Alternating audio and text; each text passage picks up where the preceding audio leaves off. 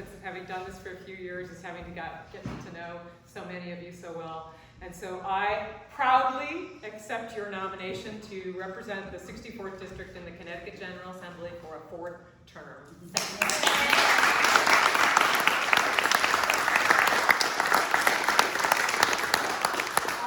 I now have the privilege of serving as the 64th rep for 6 years, and each one of those years has brought new challenges, but also reconfirmed the reasons why I decided to run in the first place.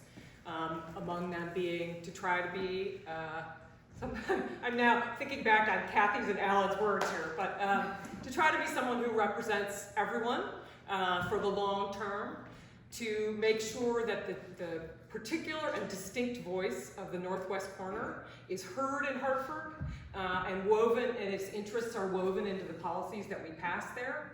And to make sure that I work with everyone and listen to everyone, whether they're angry, happy, whatever mood they're in, and to try to work with as many people as possible, even when that involves sometimes, challenging or messy compromises. And I think that sticking to those principles has enabled me, along with my colleagues, to work for and pass legislation that's grounded in fiscal reality and that serves the long-term interests of all of us. I've had the privilege of chairing 2 different committees in my tenure so far. The first was the Public Safety Committee, and I know I worked with Dave on that. And that's a sort of medium to small size committee. It's about 25 people, and to sort of succeed in that committee, I made a point of getting to know every single person on that committee. I worked really closely with my ranking members. I got to know people who worked in public safety throughout the state, got deep on the policy, including gaming, which I knew absolutely nothing about before I took that job on. And that work enabled me to, us to get really important legislation done, bipartisan legislation. And at a time when public safety, there were a lot of hot issues in public safety, and it was really challenging sometimes to make sure that you're listening to people. And that work, it was largely responsible for the fact that I was asked to become chair of the Finance and Revenue and Bonding Committee this year. And that's a big committee. It's a big committee because it's one of the 2 money committees that are responsible for drafting the budget. It's also literally a big committee. It's 51 people.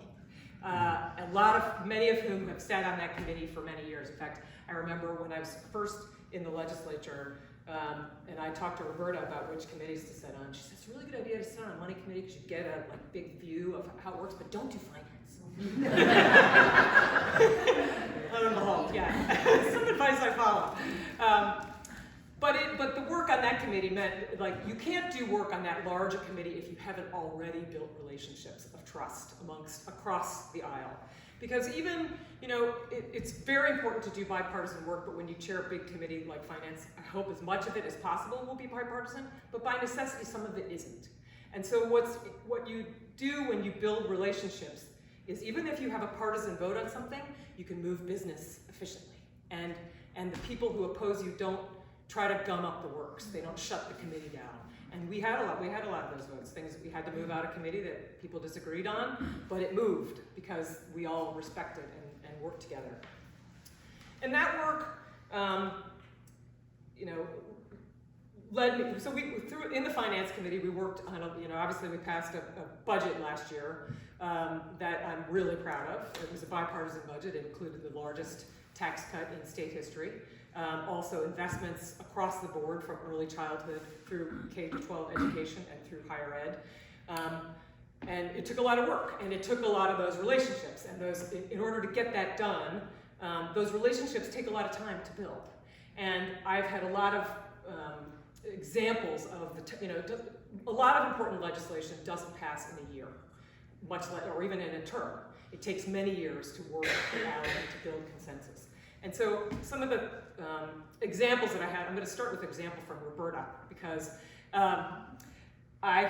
Roberta, towards the end of her tenure, they created a scholarship in her name that provides need-based aid to Connecticut college students.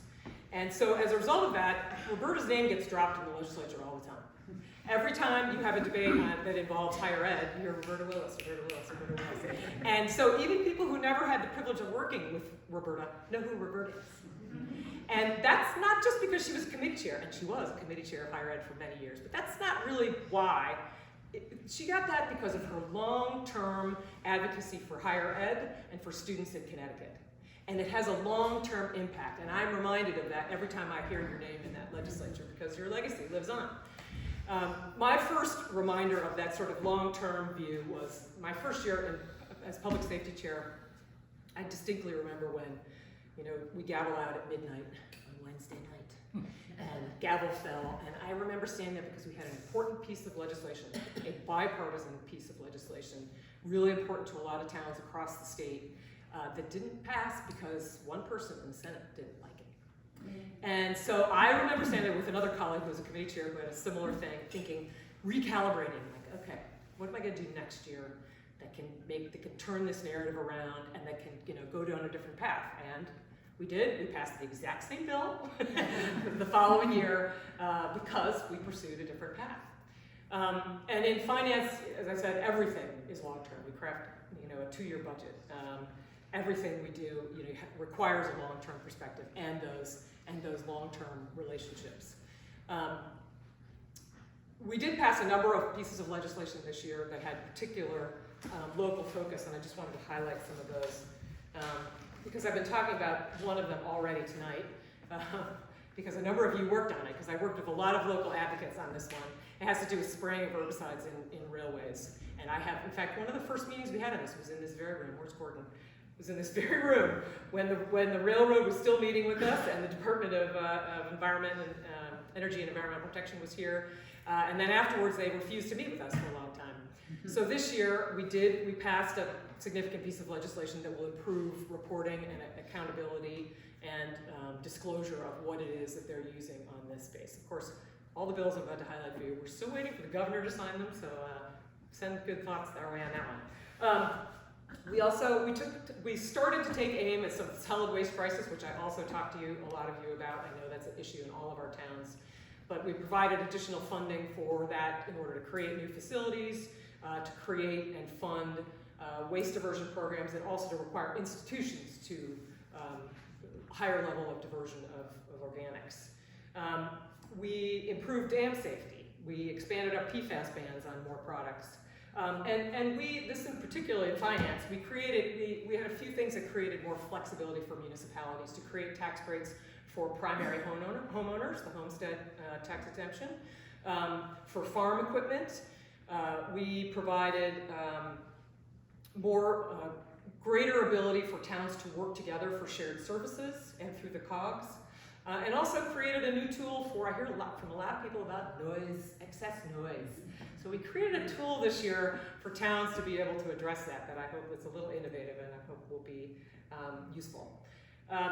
Nationally, we had some disappointments this year, as we do every year. And this year, I highlight some of these environmental bills because the major disappointments were environmental. We had 2 big bills this year, the Governor's Climate Resiliency Bill and the House Democratic, one of its top priority bills, Climate Bill 5004, neither of which made it through the legislature. And I have listened to the debate on all of those bills, particularly 5004, because we did debate it and pass it in the House, long debate, but and they have gone through the Environment Committee, which I sit on, and the Finance Committee. So I've listened to the conversation about these bills. And so sometimes bills fail because our own caucus has diverse priorities and it takes time to build consensus around really pushing them through. And sometimes they fail for raw partisanship, and these failed for raw partisanship because I can tell you, I went back to look at those bills to take another look at, why is it that these bills got shot down? And what I found in, particularly the House priority bill, lots of mays, very few shalls. Lots of enable municipalities to create a plan for. Even the very few shalls were about creating interim goals in order to make sure that the path to the long-term goal, which we have already passed in legislation, was more attainable. So why did this legislation fail? It failed because of the first paragraph, and that's this part I'm going to read to you. First section says, the state hereby declares a climate crisis to demonstrate the urgency for enacting meaningful climate legislation and to support increased efforts to secure federal funds to respond to such crisis. So, procuring federal funds, that's all good. It's the identification of the problem and we heard that in the debate. It's not about whether the deep commissioner had more power here and maybe we should change what this applies to there. It's about the fact climate change isn't real. It's about, and listening to the debate about how, well, all planets change.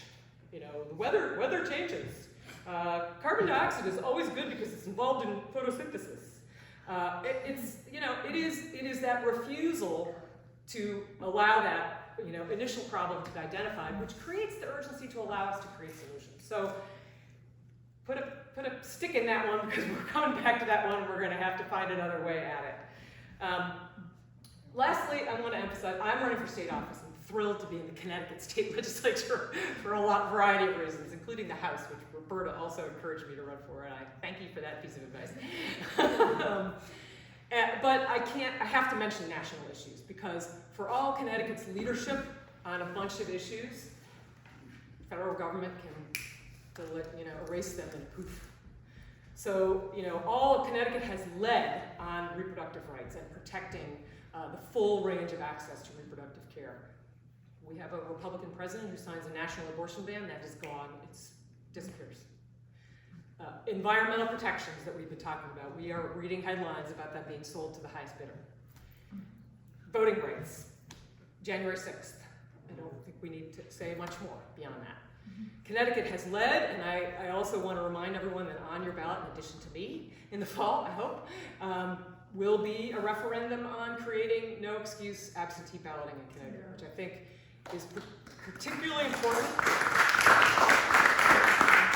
And it's particularly important, I think, to us because we're going to have challenges with early voting. It's hard. We had 4 days of it, and we will have more days of it, and it's very challenging. I've talked to all the towns I represent about, please send me your information. They have done heroic work making it work, but it's going to be hard. If we can pass no excuse absentee balloting, it's going to enable us to create a process that's much more manageable for our towns.